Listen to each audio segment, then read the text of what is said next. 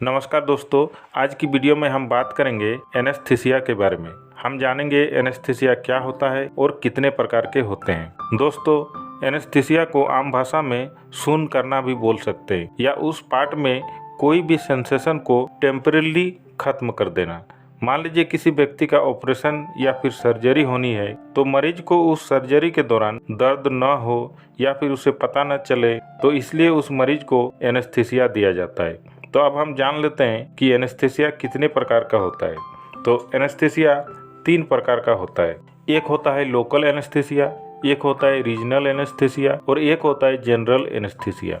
बात करते हैं लोकल एनेस्थीसिया के बारे में। तो लोकल एनेस्थीसिया बॉडी के किसी छोटे पार्ट को शून्य करने के लिए दिया जाता है। मान लीजिए किसी मरीज के हाथ का ऑपरेशन होना है या फिर वहाँ पर उसकी टाँके लगाना है, तो ऐसे में हम उसे इंजेक्शन के द्वारा लोकल एनेस्थीसिया दे सकते हैं। आप इस इमेज में देख सकते हैं, इस मरीज के दांत में कोई प्रॉब्लम है और उसकी आरसीटी कराई जा रही है, तो ऐसे में उसके दांत में या उसके मसूड़ों में हम लोकल एनेस्थीसिया दे सकते हैं, जिससे उसे दर्द का एहसास न हो। इसके बाद यहाँ पर है रीजनल एनेस्थीसिया।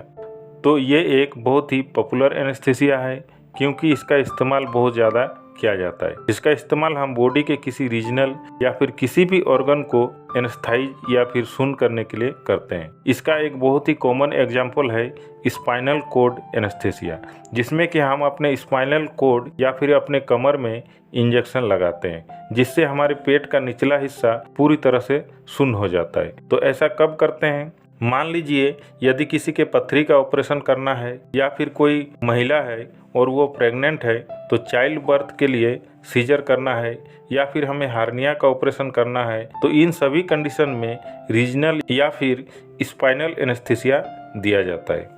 और आखिरी है यहाँ पर जनरल एनेस्थीसिया। तो इसमें मरीज को एक मास्क पहना दिया जाता है, जिसके द्वारा हमारे शरीर में अंदर गैस और एनेस्थेटिक एजेंट धीरे धीरे भेजे जाते हैं, जिससे हमारा पूरा शरीर शून्य हो जाता है। और ऐसा कब करते हैं? मान लीजिए यदि किसी को एक्सट्रीम एंजाइटी है एंड फियर, यानी किसी मरीज को बहुत ज़्यादा घबराहट और डर लग रहा हो, तो उसे हमें बेहोश या फिर पूरी तरीके से शून्य कर देते हैं।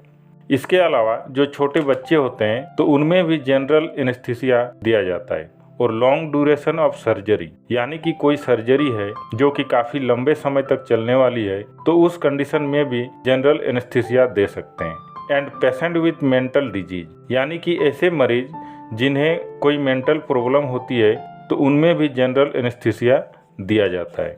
आप इस इमेज से इन एनेस्थीसिया में अंतर समझ सकते हैं। सबसे पहले हमने बात की लोकल एनेस्थीसिया की, तो आप देख सकते हैं इस इमेज में इस मरीज का एक छोटा सा पार्ट शून्य किया गया है, जो ग्रीन कलर में आपको देखने को मिल रहा है। इसके बाद हमने बात की थी रीजनल एनेस्थीसिया के बारे में।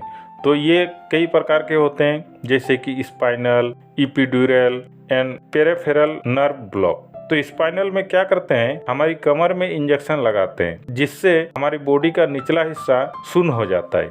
स्पाइनल में हमारे स्पाइनल कॉर्ड में थोड़ा सा ऊपर इंजेक्शन लगाया जाता है, जिससे हमारे चेस्ट से लेकर नीचे तक का पूरा हिस्सा शून्य हो जाता है। एंड पेरिफेरल नर्व ब्लॉक में जो हमारे हाथ या पैर की एक नस होती है उसे ब्लॉक कर देते हैं, जिससे हमारा पूरा हाथ या पूरा पैर शून्य हो जाता है। इसके बाद हमने बात की थी जनरल एनेस्थीसिया की, जिससे कि हमारे पूरे शरीर को शून्य कर दिया जाता है। अब जान लेते हैं एनेस्थीसिया में कौन सी मेडिसिन इस्तेमाल की जाती है। इसके लिए हमने एक वीडियो अपलोड कर रखी है, उसे आप हमारे चैनल में जाके देख सकते हैं। फिलहाल हम जान लेते हैं उस मेडिसिन को कैसे पहचान सकते हैं, या फिर ऐसी कौन सी ड्रग है जो कि लोकल एनेस्थीसिया में इस्तेमाल की जाती है।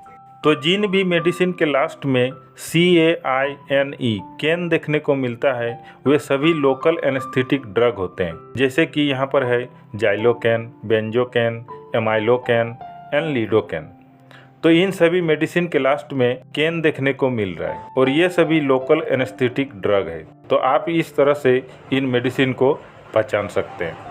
आशा करता हूँ आपको ये वीडियो अच्छी लगी होगी। अगर अच्छी लगी तो लाइक कर सकते हैं, शेयर कर सकते हैं और सब्सक्राइब तो ज़रूर करें।